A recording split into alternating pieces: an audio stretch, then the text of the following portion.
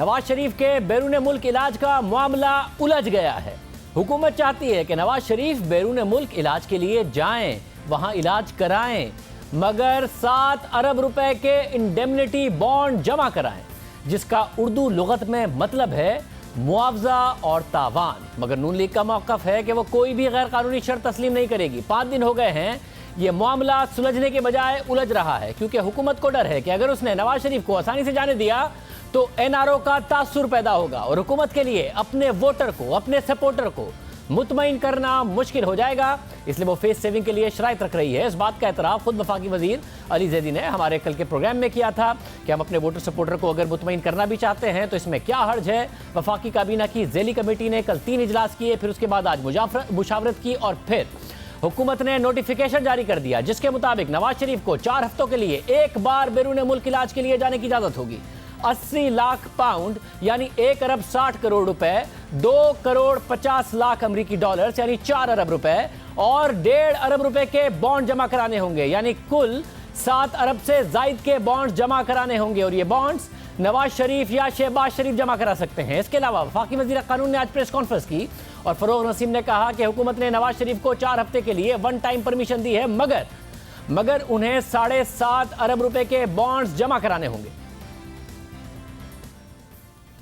Federal government ने ये फैसला किया है कि उनको 4 हफ्ते के लिए एक 1 टाइम परमिशन दी जाए फॉर ट्रैवल अब्रॉड अपनी मेडिकल ट्रीटमेंट के लिए। And this is subject to Nawaz Sharif साहब या शहबाज शरीफ साहब submitting an indemnity bond to the tune of, उसकी एग्जैक्ट कैलकुलेशन अभी हमने किया है, ये कोई 7-7.5 बिलियन रुपीज़ के लगभग आता है। और सब्जेक्ट टू दैट वो इंडेमनिटी बॉन्ड अगर दे देते हैं to the satisfaction of additional secretary of the ministry of interior, he may proceed. अब आम बात यह है कि तहरीक इंसाफ की तरफ से बार बार ये कहा जा रहा था कि ऐसी कोई मिसाल मौजूद नहीं कि किसी सजा याफ्ता शख्स को जमानत के बाद बैरून मुल्क जाने की इजाज़त दी गई हो। यही बात वज़ीर आज़म के मामले खुसूसी शहजाद अकबर ने भी आज जब प्रेस कॉन्फ्रेंस में दोहराई तो खुद वफाकी वज़ीर कानून ने उन्हें बताया कि ऐसी मिसालें मौजूद हैं। और फिर उन्होंने 2007 में रऊफ कादरी के केस की मिसाल बाकायदा तौर पर बताई कि वो तो रिपोर्ट हो चुकी है, और कहा और भी दीगर मिसालें मौजूद। साथ ही फरूक नसीम ने यह भी कहा कि हुकूमत बेल बॉन्ड नहीं मांग रही, इंडेमनिटी बॉन्ड मांग रही है और रूल्स एग्जीक्यूटिव को यह अख्तियार देते हैं कि वो कोई भी फैसला कर सकती है।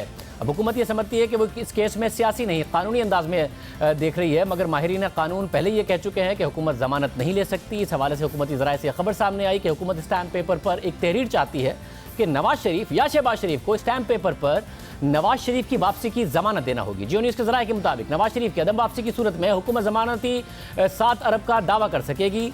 जमानती को ना तो पैसे जमा कराने हैं, ना किसी प्रॉपर्टी के कागजात जमा कराने हैं। हुकूमत तहरीरी जमानत देने वाले शख्स की माली हैसियत का जायजा लेकर फैसला करेगी। गुज़िश्ता रोज़ काबीना के फैसले के बाद नून लीग ने साफ अल्फाज में किसी भी शर्त को तस्लीम करने से इनकार कर दिया था। आज भी नून लीग का अभी तक का मौक़िफ़ यही है।